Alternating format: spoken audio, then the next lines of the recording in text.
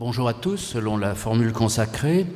Je voulais simplement dire en introduction qu'il y a une source extrêmement intéressante de réflexion pour nous, notamment si nous avons la notion que la psychiatrie française est la meilleure du monde.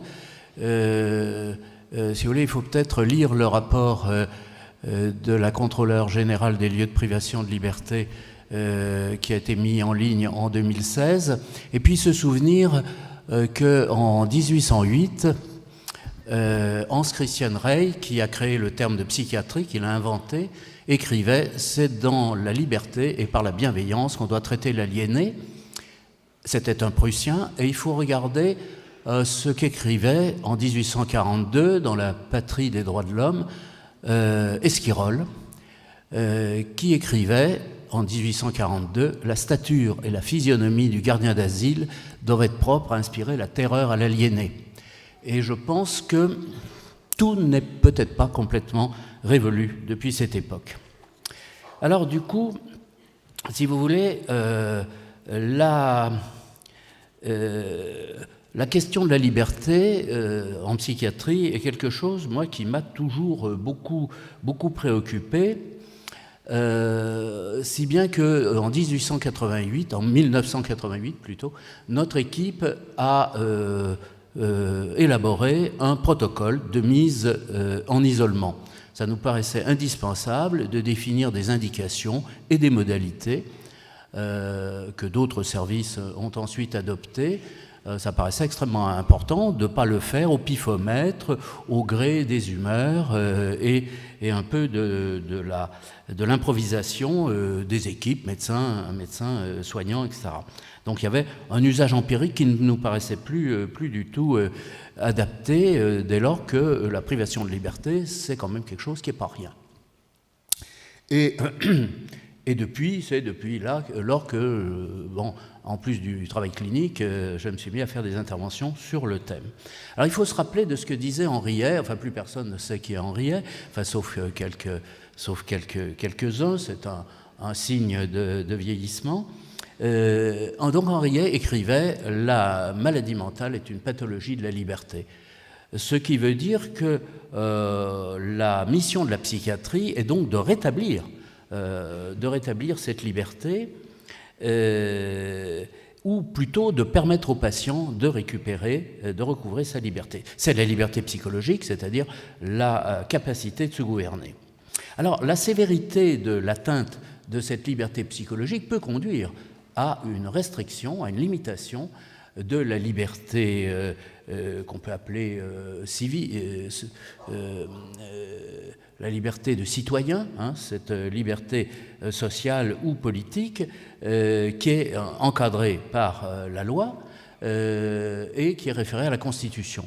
Donc c'est dans le cadre d'une disposition de la loi, en référence à une disposition de la loi, et elle seule, qu'on peut restreindre la liberté. Et en principe, cette restriction de la liberté est prononcée par un juge. Alors, sauf en psychiatrie, où la liberté d'aller et venir, la liberté de consentir et de refuser, est l'objet d'une régularisation par le juge, ce qui est curieux, mais qui est récent. C'est-à-dire que ce n'est que depuis 2011 qu'un juge intervient donc dans notre pays, alors que dans tous les autres pays, c'est 3 jours. Et aux États-Unis, parfois, on passe devant un juge avec des experts avant de mettre un orteil dans le service de psychiatrie lorsqu'on y va contre son gré. Donc il faut quand même se souvenir que, si vous voulez, nous ne sommes pas là très très performants. 15 jours ou 12 jours, 12 jours avant de voir un juge. Bon, depuis Élisabeth Ier, l'habeas corpus, c'est 3 jours au Royaume-Uni. Alors cette réduction extrême de la liberté que sont l'isolement et la contention, c'est vraiment une réduction extrême des libertés, ont été récemment, ça a été rappelé ce matin, tout à l'heure, par le législateur en tant que restriction de liberté. Si vous voulez, en principe, le législateur ne s'occupe pas de prescription, même si tout le monde se souvient des recommandations opposables votées par le Parlement, qui vraiment étaient, si vous voulez, un peu une excursion hors du champ habituel du législateur. Et donc c'est devenu, c'est maintenant défini, l'isolement et la contention ont été définis par le législateur, non pas comme des modalités de soins, mais comme des restrictions de la liberté. La définition, c'est que c'est une restriction de la liberté. Et donc ça ne peut être donc qu'être une décision administrative du psychiatre qui va ensuite la décliner en termes de prescription. Alors naturellement, puisqu'on en arrive à la prescription, ça doit être sous-tendu par un raisonnement psychopathologique. Et c'est là où peut-être le bât blesse. C'est-à-dire il faut se demander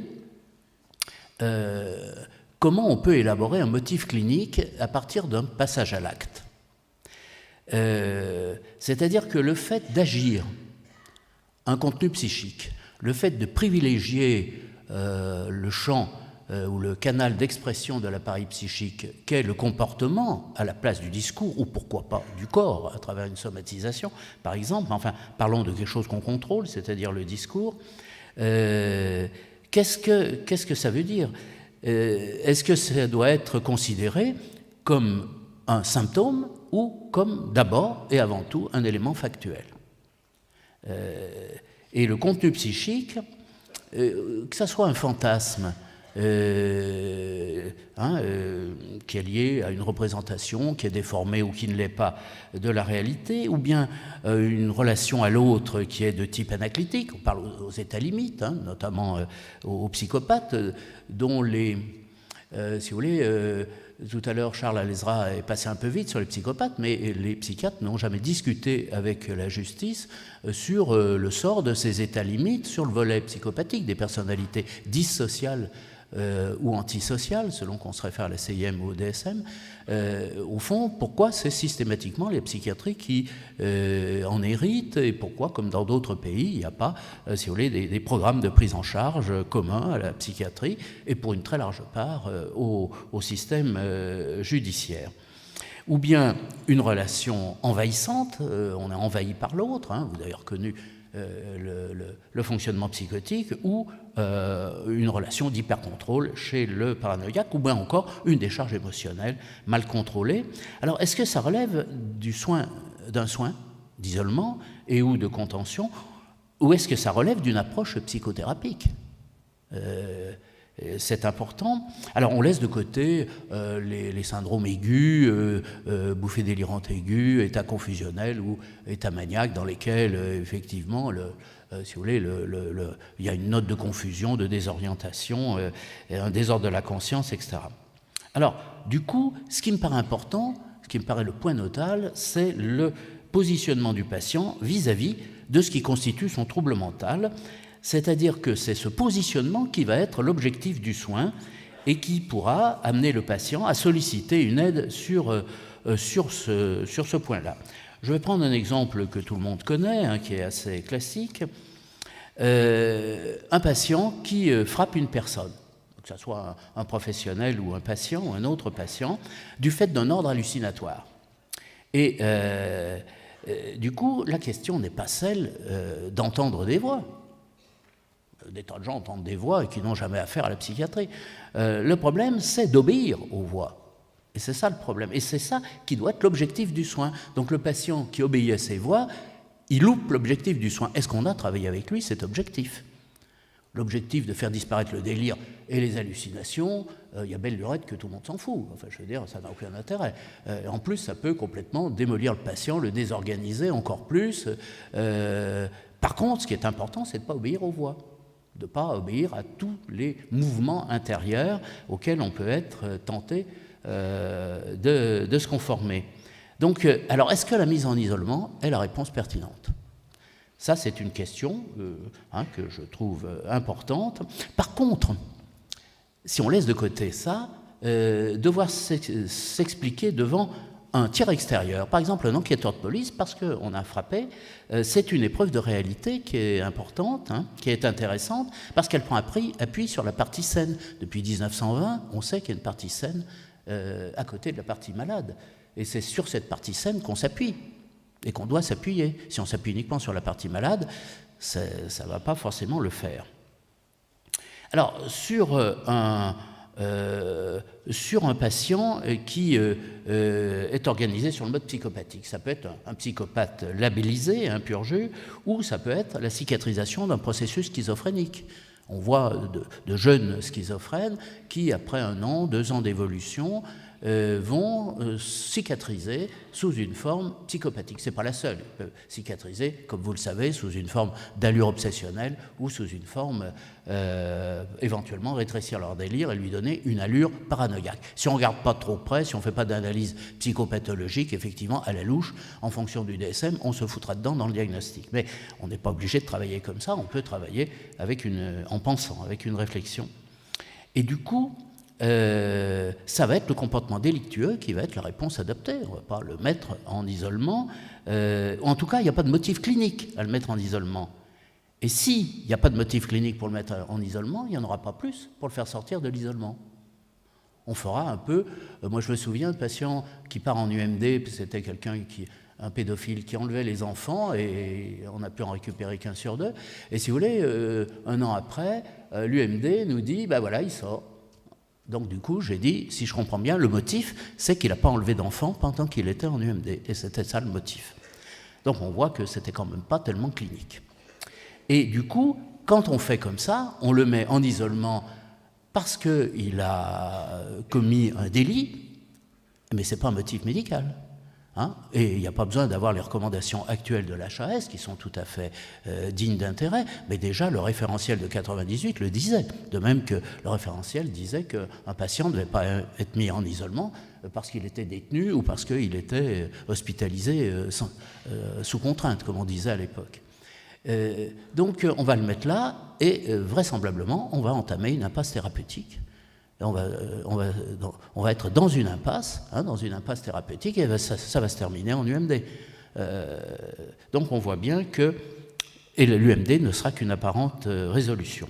Donc la mise en isolement, avec ou sans mise sous contention, parfois après des situations récurrentes de violence, pose problème parce que ça divise les équipes. Quand vous regardez les équipes, vous faites de la supervision, comme c'est mon cas, ou des audits, ou de la formation, vous apercevez que les équipes thérapeutiques sont... Thérapeutique veut dire que ça inclut le médecin, et non pas simplement équipe soignante.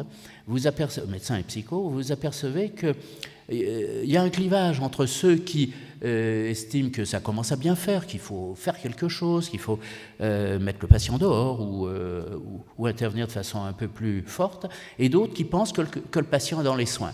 Plus ceux qui ont les jetons et qui ont la trouille et qui oscillent entre les deux positions. Et puis vous avez les décideurs qui banalisent les violences ou le climat de violence. Et du coup, quand la mise en isolement intervient, brutalement, sous la forme d'un passage à l'acte qui répond au passage à l'acte du patient, si vous voulez, on s'embarque dans quelque chose avec une indication de levée qui va être aussi discutable. Mais il y a plus grave. Il y a plus grave, c'est que, de mon point de vue, la mise en isolement signifie clairement au patient son irresponsabilité, avec toutes les conséquences délétères de l'irresponsabilité. Vous savez que la conviction d'impunité des patients, partagée par les patients et par les professionnels, c'est un des 3 facteurs de chronicité, au sens du ventousage des murs, pas au sens de processus chronique. Toutes les maladies mentales pratiquement sont chroniques. Mais c'est vraiment le collage au mur assuré, c'est l'un des 3 facteurs. Et ça a été décrit par Hermann Simon, le père de la psychothérapie institutionnelle, en 1920 ou 1925. Donc, 1. Deuxièmement, l'expérience de l'impunité amène le patient à accentuer et à répéter ses comportements hostiles. Pas de raison de se gêner. Troisièmement, l'irresponsabilité compromet souvent définitivement la resocialisation ou la réhabilitation. Il n'y a pas de resocialisation, de retour dans la société sans une responsabilité, un zeste de responsabilisation. De même que la première démarche de resocialisation de quelqu'un qui se trouve en SPDT ou SPDRE, c'est de favoriser, d'encourager les recours qu'il peut faire. auprès du contrôleur général des lieux de privation de liberté, auprès du procureur, du préfet, etc., parce que c'est une démarche de socialisation. Il est citoyen, il utilise un droit. Donc cette irresponsabilisation met la personne en marge de la vie sociale. Et puis enfin, au plan institutionnel et thérapeutique, le psychiatre qui décide de l'irresponsabiliser et met le patient en isolement brouille les signaux complètement. Et il sort complètement de son rôle, puisqu'il n'est pas seulement le médecin traitant, il est le policier, l'expert et le juge. Il vous reste quelques minutes. Tout à fait, mais ça sera cette superposition confusionnante de casquettes qui mélange les champs de compétences et les rôles manifeste la toute-puissance du médecin. Ce qui plombe la relation thérapeutique telle qu'on la conçoit actuellement. On ne conçoit plus cette relation thérapeutique comme ça. Et on retrouve la situation, moi ça me rajeunit beaucoup parce que je me retrouve dans les années 70, mais ça avait débuté en 50, où la donne relationnelle, patient professionnel, était très éloignée de la nouvelle donne.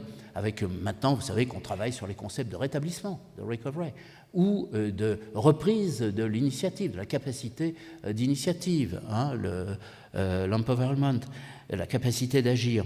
Et du coup, on se retrouve ce que décrivait un collègue qui parlait du médecin-chef shérif, c'est-à-dire celui qui fait la loi et qui l'applique, etc. Alors la différence quand même par rapport à ces années-là, c'est qu'on ne se réfère pas au DSM, puisque le DSM-2 était psychodynamique. On n'avait pas encore découvert le DSM-3. Et du coup, la question du sens des symptômes et de leur fonction, comme la réponse que la maladie mentale apporte à la question du sujet et du sens, sont complètement mises de côté, alors qu'elles exigent et justifient une démarche psychopathologique. Et c'est cette seule démarche qui consiste à réfléchir à qu'est-ce qu'il y a derrière le symptôme, qu'est-ce qu'il veut dire. Et un même symptôme peut signifier beaucoup de choses différentes, et qu'est-ce qu'il signifie dans la trajectoire du patient, dans le destin du patient. Et c'est uniquement ça qui peut justifier l'indication de restriction de la liberté physique. Je vous remercie.